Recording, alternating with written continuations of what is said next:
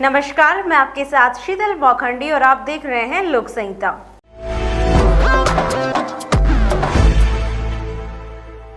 जहां एक और कोरोना वायरस के चलते लोग अपने घरों में रह रहे हैं, वहीं दूसरी ओर टिहरी जनपद के विकासखंड जौनपुर के अंतर्गत ग्राम पंचायत बंगलो की कांगड़ी में ग्राम प्रधान सुंदर सिंह रावत के नेतृत्व में बृहद सफाई अभियान चलाया गया, जिसमें ग्रामीण युवाओं ने बढ़ चढ़कर हिस्सा लिया।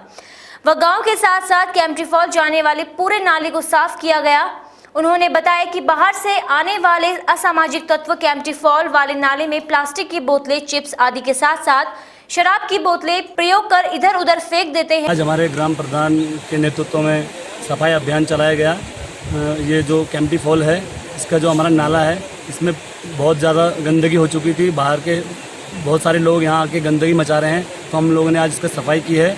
और हम आपके माध्यम से एक मैसेज देना चाहते हैं कि कोई भी पर्यटक या कोई भी बाहरी व्यक्ति यहाँ पे आता है तो वो अपना एंजॉय करे, लेकिन कोई किसी प्रकार की गंद ना मचाए, जिससे पूरे नाले में प्लास्टिक ही प्लास्टिक फैल जाता है, जिसको देखते हुए ग्रामीण युवाओं के साथ पूरे नाले को साफ किया गया। जहाँ लोग कोरोना के वायरस के डर से घर में बैठे हैं, वहीं हमारे गांव के साथ हमारे ग्राम प्रधान के नेतृत्व में गांव के युवा जो बाहर से आए हुए हैं, हमारे गांव के युवा नेता हैं जो नौकरी करने जा रखे थे, वो भी घर में आ चुके हैं। उन्होंने अपना सहयोग पूर्ण रूप से इस सफाई में सहयोग दिया है और जो गंदगी मची हुई थी पूरे नाले में, पूरी पूर्ण रूप से हमने सफाई कर दी है। और मैं एक विशेष आप लोगों से कहना चाहूँगा, जो बाहर के व्यक्ति यहाँ पे आते हैं, आप अपने साथ जो भी ये चिप्स रैपर लाते हैं और कांच की बोतलें लाते हैं, उनको यहाँ गंदगी ना फैलाएं, अपने साथ लेके जाएं। साथ ही उन्होंने बताया कि इस पानी का उपयोग बहुत से लोग करते हैं, इसको साफ रखना हमारा परम कर्तव्य है। साथ ही ग्राम प्रधान द्वारा युवाओं को जागरूक किया गया कि गांव के आसपास वातावरण सुंदर बनाने के लिए अनेक प्रकार के छायादार पौधों को लगाने हेतु प्रेरित किया। ये नाला हमारे ग्राम सभा के अंतर्गत आता है, पूरा धोबीघाट से लेकर के कैंपटी फॉल तक। और इधर अभी बाहर की काफ़ी गतिविधियाँ होती हैं, तो इसको काफ़ी गंदा कर रखा था लोगों ने। तो आज हमने सोचा, वैसे तो हमारी खैर सफाई की समितियाँ बनी हुई हैं, हमारे महिलाओं की अलग और युवाओं की अलग, लेकिन आज जैसे कि कोरोना वायरस के चलते हुए जो है ये बहुत ज़्यादा गंदगियाँ हो गई थी और जो है इसकी सफाई करने की बहुत ज़्यादा आवश्यकता थी। तो आज हमारे युवाओं ने एक सफाई का अभियान चलाया कि हम क्यों ना अपना जो हमारे ग्राम सभा के अंतर्गत आता है उसकी हम क्यों ना अच्छे ढंग से सफाई कर दें। तो ये नाला जहाँ से साफ़ होता है वहाँ से और ये कैंपटी फॉल तक का आज जो है हमने जो इसकी साफ सफाई की है। मैं अपने ग्रामवासियों का और अपनी युवा टीम का जो है बहुत बहुत धन्यवाद करना चाहता हूँ, और साथ ही मीडिया का। कैंपटी से वीरेंद्र वर्मा की रिपोर्ट।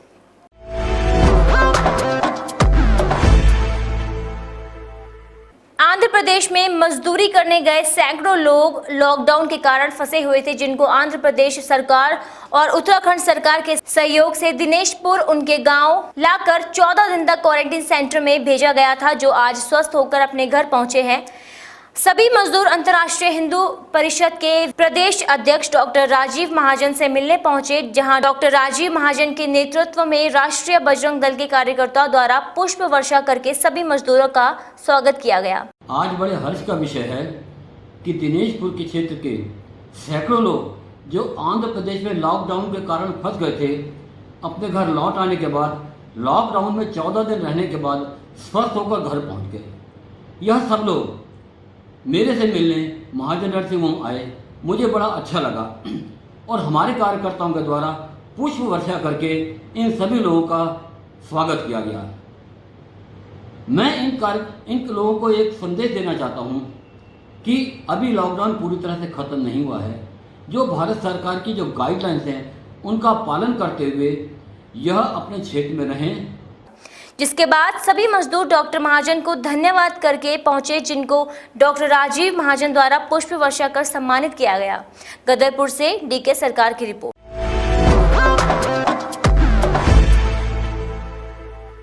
उत्तराखंड कांग्रेस कमेटी की प्रदेश महासचिव शिल्पी अरोड़ा ने शिक्षा मंत्री अरविंद पांडे द्वारा दिए गए बयान को बेहद असंवेदनशील बताया है, जिसमें उन्होंने कहा, श्री अरविंद पांडे गदरपुर के विधायक और शिक्षा मंत्री ने एक बयान दिया है, जिसमें उन्होंने अभिभावकों को सलाह दी है कि अगर आप फीस नहीं दे सकते तो आप उनको सरकारी स्कूलों में भर्ती कराएं।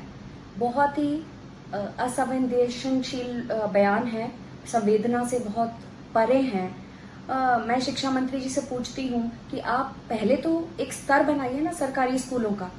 आपको प्राइवेट स्कूलों पर लगाम कसनी चाहिए कि वो लोग कोरोना काल में फीस माफ करें या बहुत ही मिनिमम चार्ज करें, क्योंकि उनके बिजली के बिल नहीं खर्च हो रहे हैं, उनके और बहुत सारे खर्चे नहीं हो रहे हैं जो व्यवस्था से रिलेटेड होता है।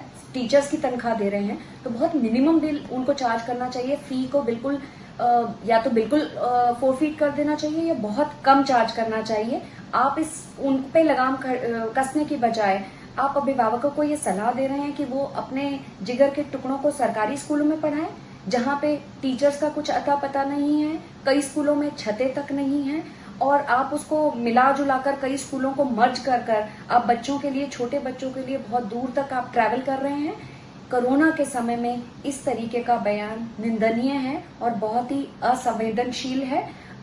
उन्होंने आरोप लगाया है कि शिक्षा मंत्री अरविंद पांडे महज कोरी घोषणाओं के दम पर प्राथमिक शिक्षा के सर्वांगीण विकास की वाहवाही लूट रहे हैं। उन्होंने कहा कि राजकीय विद्यालयों में एनसीईआरटी की पुस्तकों की अनिवार्यता को लागू करना मात्र से बच्चों का भविष्य बेहतर नहीं बन सकेगा। इसके लिए कोरोना काल में सरकार को फीस वृद्धि और फीस माफी को लेकर प्रभावी कदम उठाए जाने की आवश्यकता है। दिल्ली और अन्य राज्यों की तर्क पर हैप्पीनेस पाठ्यक्रम और स्मार्ट क्लासरूम्स बनाने की आवश्यकता है, ना कि अभिभावकों को फीस के लिए प्रताड़ित करने की। गदरपुर से डीके सरकार की रिपोर्ट।